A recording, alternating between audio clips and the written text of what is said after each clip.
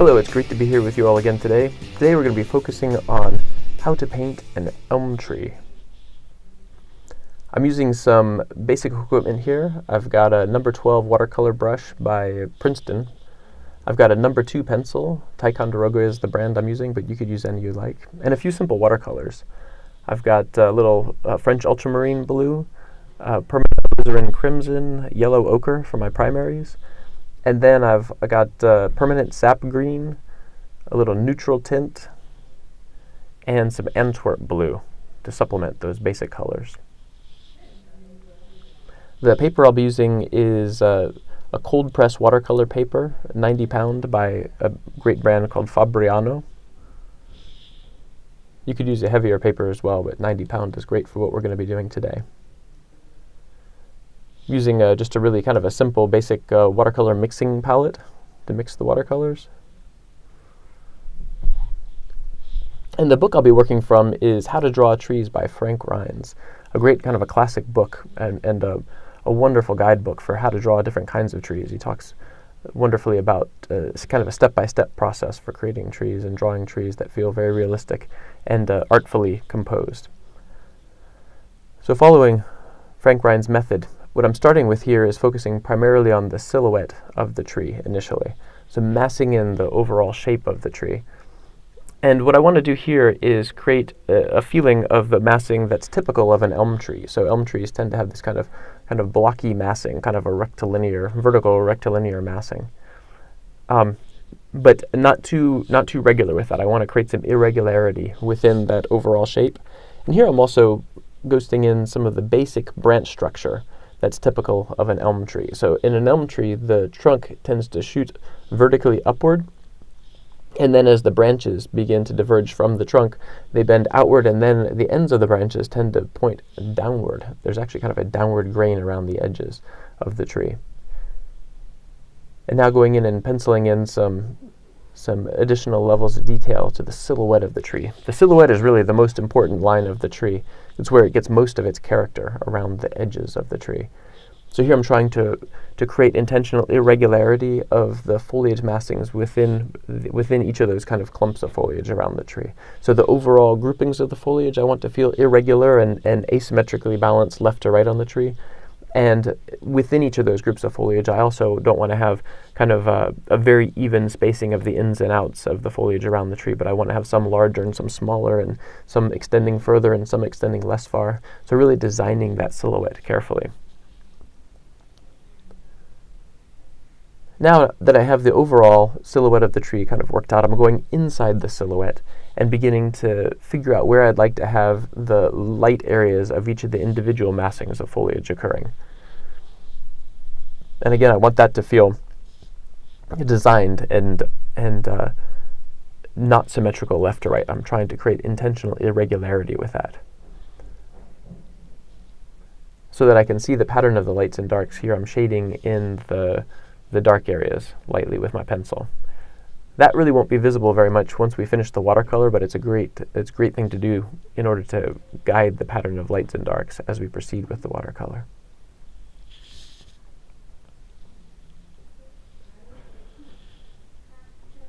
This video is a little sped up, by the way. I think this is about 2 times the speed that I actually was drawing and painting at, so just so you know, it's a little faster than actual speed. I'm trying to create some irregularity with the shape of the ground as well. So in this image, because it's just about the tree, I want it to feel pleasing in its asymmetry. Even the ground plane, I'm sloping from higher on the right-hand side to lower on the left-hand side.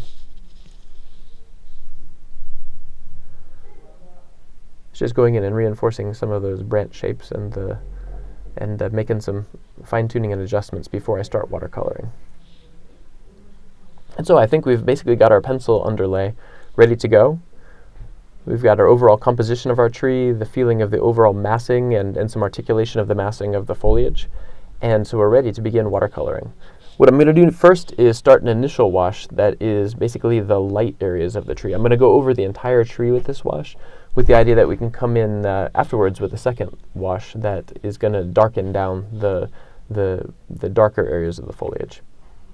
So we're essentially going to paint the silhouette of the tree with this initial wash.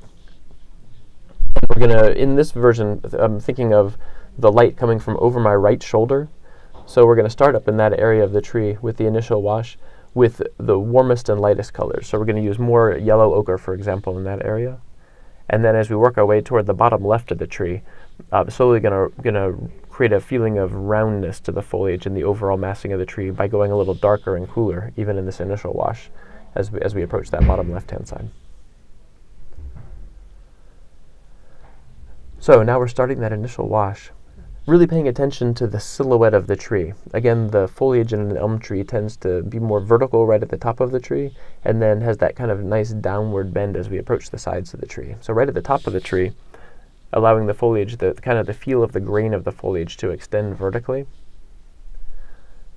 You can see I began with that more yellow ochre paint, and now wet on wet I'm dropping in some of my other colors. So using a little of the permanent sap green, even a little of the alizarin crimson, you can see a little redishness there that helps to create some nice depth in the feeling of the foliage. And using that round brush, that number 12 brush, it's a nice brush because it's large enough to hold enough paint that we can work pretty quickly across the tree.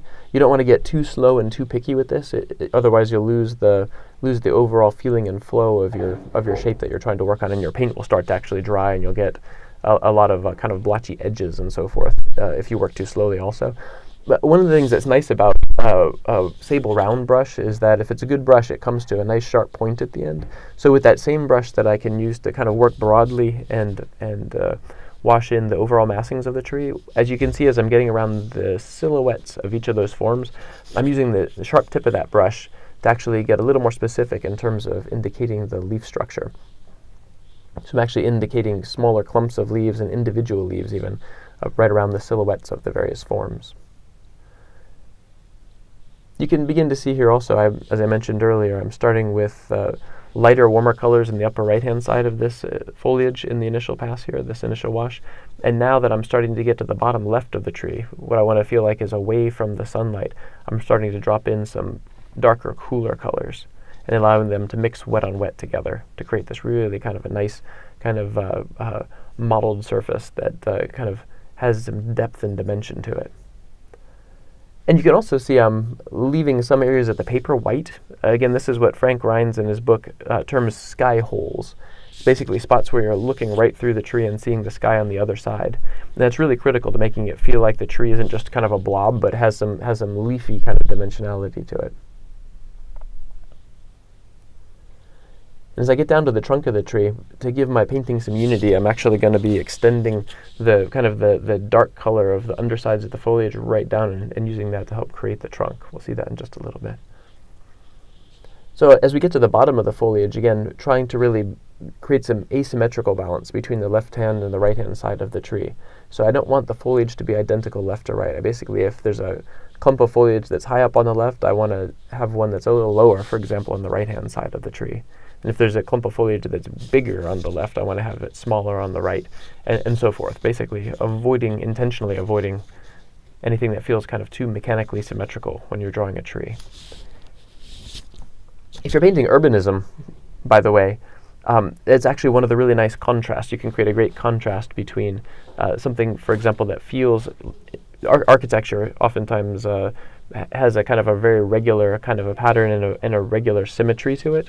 And so it's a great contrast between kind of the man-made built aspects of a painting or a drawing and the natural aspects. So if in the natural elements like the trees, you've got a really kind of a intentional asymmetry and lack of repetition.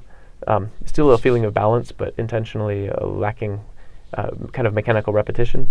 You create this nice kind of a contrast between the form family or the geometries of the buildings, the man-made stuff, and then the more irregular naturalistic trees and foliage and so forth. Here indicating the feeling of the shadow of the tree on the ground. So creating some intentional irregularity there as well. You can see I'm trying to avoid having any of the pools of darkness as they hit the ground here being too regular. I want them to some large, some small, some a little higher, some a little lower, and so forth. So creating a feel of naturalistic kind of variety here, even in the shadow on the ground.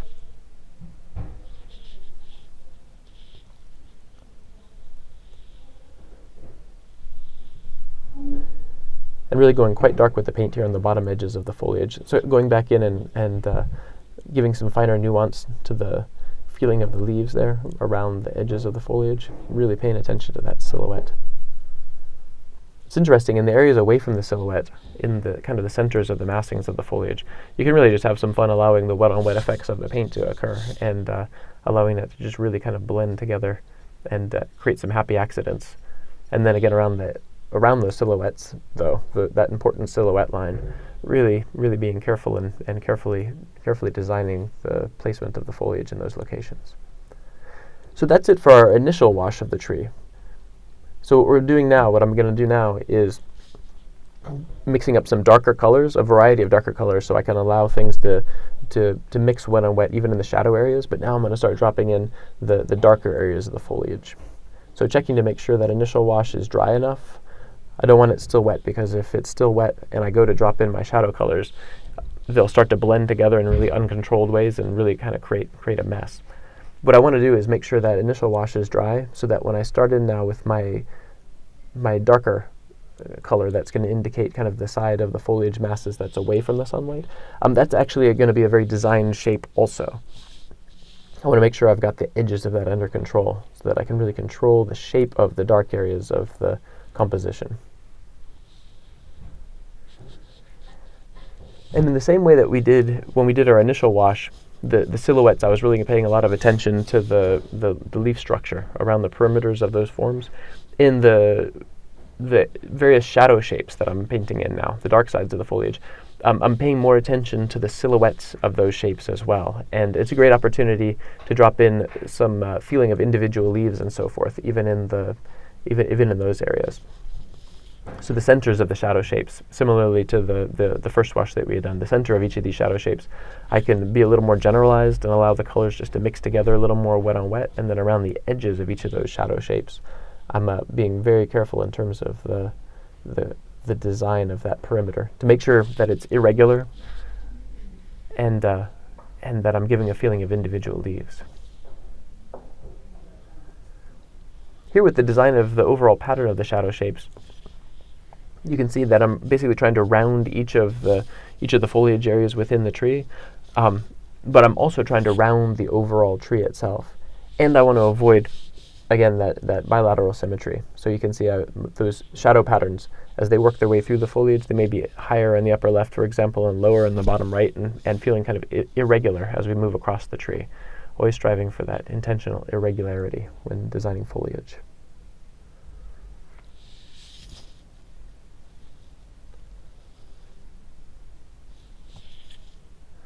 So fine-tuning the edges now of the shadow shapes here as I move my way across. Basically, while each of the shadow shapes is still wet, I can take and sculpt it and fine-tune it a little bit. And then once I'm pretty happy with it, then I'll move on to the next and slowly working my way from the upper right to the bottom left of the tree.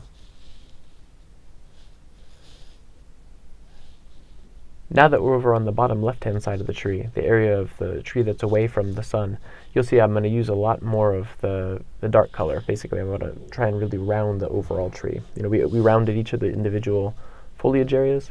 Now I really want to kind of round the overall tree by going heavier with those dark shadow colors on this dark side of the tree.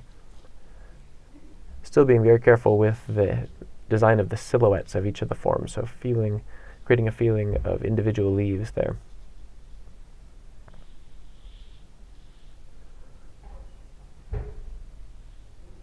But also, as I'm working, I'm kind of squinting my eyes, trying to blur my vision intentionally so that I can get a sense of the big effect of the lights and darks also. So I'm letting my eyes focus a bit to work on the silhouettes and the designing those edges of the forms. And then when I go to look at the overall shape of the composition in front of me, so looking at the overall painting, I usually blur my eyes a little bit so I can get a sense of that big effect. Make sure that I'm kind of rounding everything from the upper right to the lower left nicely. Here I'm dropping in a feeling of some branch structure there, allowing those branches again to kind of curve downward as they approach the outer edges of the form. And again, I'm actually using that dark color for the foliage to draw in the branches. It creates a kind of a nice connection between the feel of the coloring of the branches and trunks of the tree if I use the same color that I'm using actually for the foliage. It's interesting. I'm not actually just picking kind of a different brown color for the trunk, but I'm allowing the foliage colors itself to become the trunk and the branches of the trees. And this is often what you see actually when you're looking at trees in nature. You've got a lot of reflected light happening inside of the canopy of a tree. So the colors from the foliage actually do get reflected back onto the trunk of the tree, and there tends to be a lot of similarity between the color of the trunk of the tree and the colors of the foliage of the tree. In an abstract way, we think of the foliage often as being green and the trunk as being brown. But you see, when you observe trees in nature, it's really not typically that way. It's not that simple. There's a lot of reflected light happening and a lot of tying that happens between the colorings of the foliage and the trunk and branches of the trees. There's a lot of interesting things that tend to happen in the lighting of the dark side of the tree as well. It's the side that's away from the sunlight. So here I'm mixing, in a wet-on-wet way, more dark bluish tones and then some darker green tones and reddish tones. So what's occurring on that dark side of the tree is that because it's away from the sunlight, the lighting is predominantly coming from the ambient light of the sky. You're getting the blue of the sky is basically shining into, the light that's reflected around in the sky is basically bouncing back and lighting up the dark side of the tree, the foliage. So that's why it tends to be cooler and darker, just because that ambient reflected light from the sky is not as intense as the direct light that's coming from the sun. So darker and cooler, typically. Although there is a lot of, as I mentioned, a lot of reflected light happening within the canopy of the tree. So as that reflected light is bouncing around, that can actually project in some greenish tones and some warm tones into the shadow areas as well. So that's one of the reasons I'm doing a lot of variety of colors mixing together wet on wet, even within the shadow areas. Basically trying to indicate and give a feel of that variety of light sources that's occurring within the shadow side of the tree.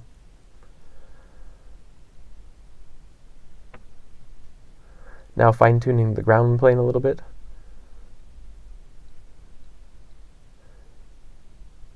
In the École des Beaux-Arts, when they would do watercolor paintings, there was a term for the last phase of the painting. After all of the big effect was put in place and the painting is almost finished, a watercolor painting would receive kind of a final treatment, and they called it piquage, kind of little pickings. That's essentially fine-tuning of the last stage of the painting and picking any small little details that need adjustment and making those adjustments. So we're about here at the end of our painting. So I had a great time with you, and hope you had a great time as well. Look forward to talking to you soon. Thanks. Bye.